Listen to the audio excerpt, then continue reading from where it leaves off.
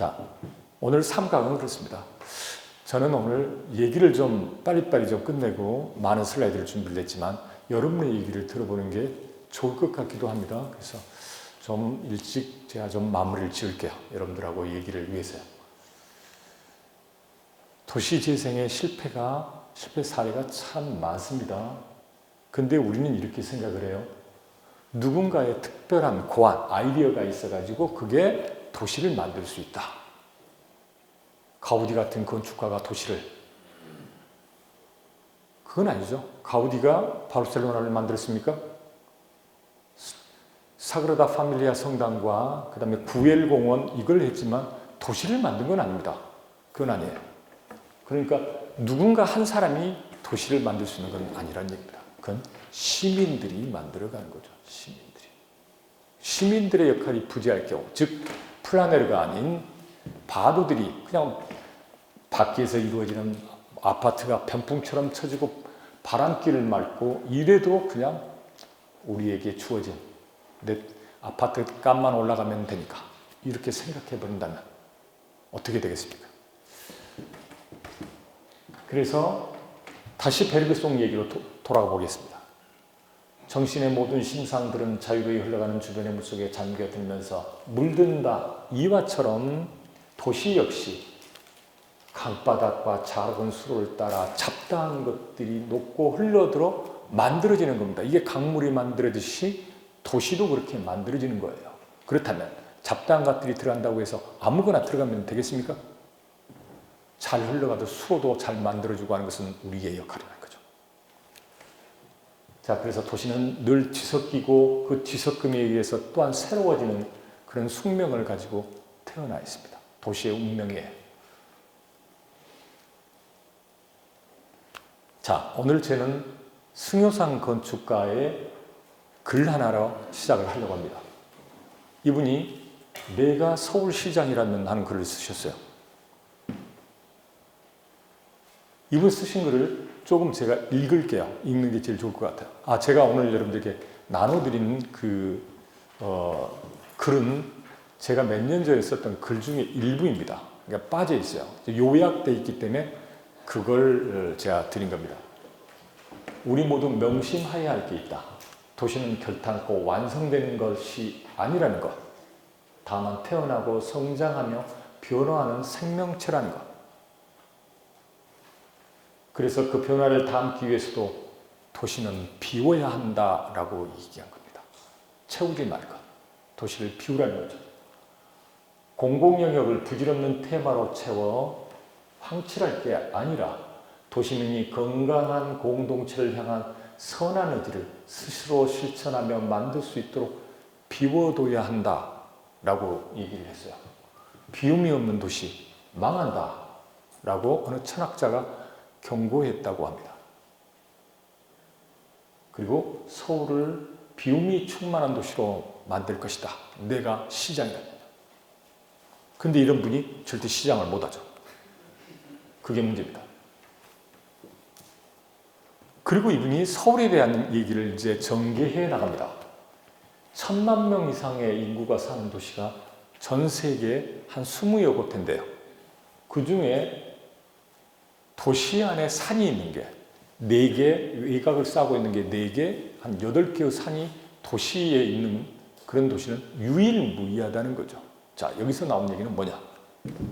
서울에 있어서는 산이 있는 게 바로 서울의 랜드마크라는 얘기입니다. 그런데 랜드마크를 가려버립니다. 여러분, 유럽에서는요, 도시를 어떻게 세우죠? 마스터 플랜을 도시를 하나의 어떤 마스터 플랜을 그려내고 어떤 다이아그램화하고 이걸 가지고 평지에 세웁니다. 산이 있는 곳에 세우는 게 아니라. 그렇기 때문에 평지에 있다 보니 뭘 하죠? 랜드마크가 필요해요. 우리는 랜드마크가 필요 없습니다. 산이 있기 때문에. 광주의 랜드마크는 어디죠? 무등산입니다. 그런데 국립아시아문화 전당을 지을 때 518m짜리 탑을 세우자고 하는 분들이 지금도 있어요.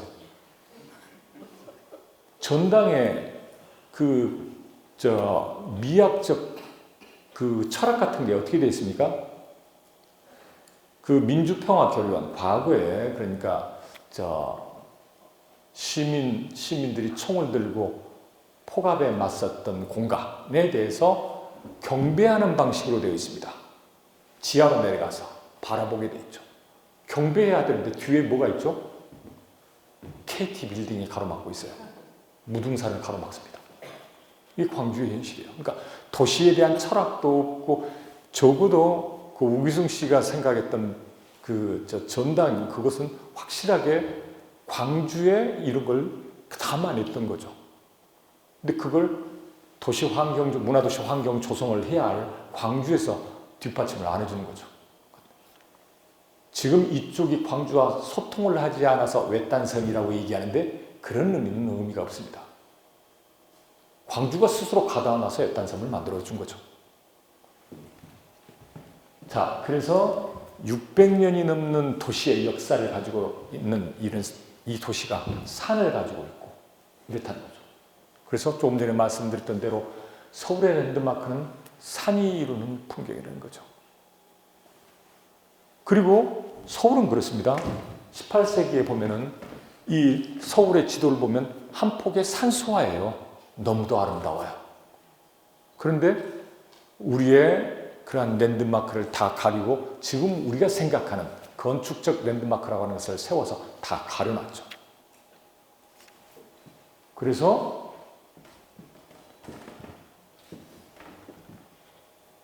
말 그대로 엉망이 되고 만 거죠. 자, 이분이 2014년에 서울시 총괄 건축가로 임명이 되셨습니다. 이게 광주에서 이제 따라오고 있죠.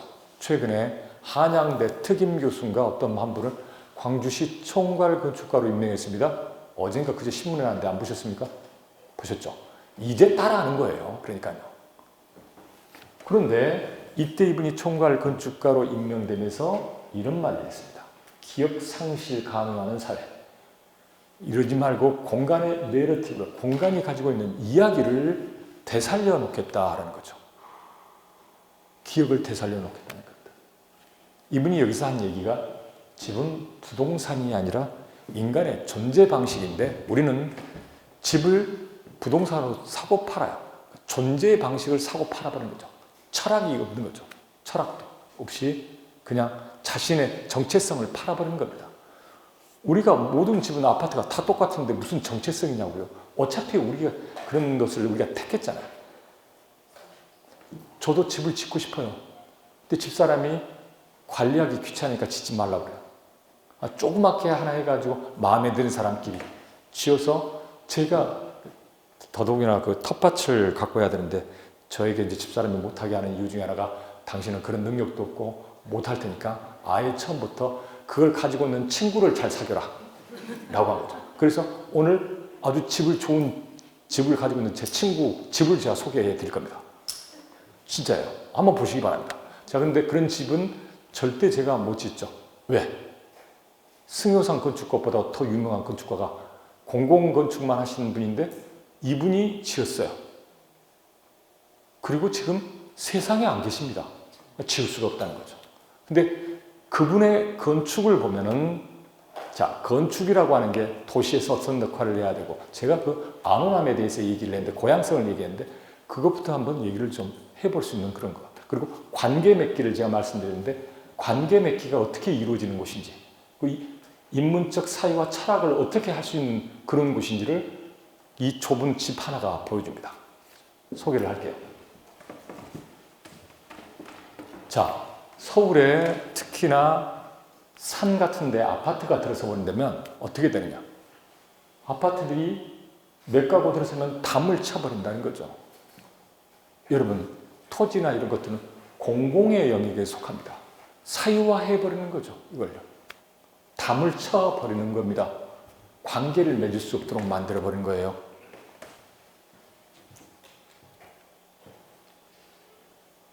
자, 서울 아까 내가 서울시장이라면 거기에 보면 서울의 현대적 모습은 각종 랜드마크가 지금의 우리가 말하는 랜드마크를 얘기하는 거죠. 볼성산악계 솟아올라 진정한 랜드마크인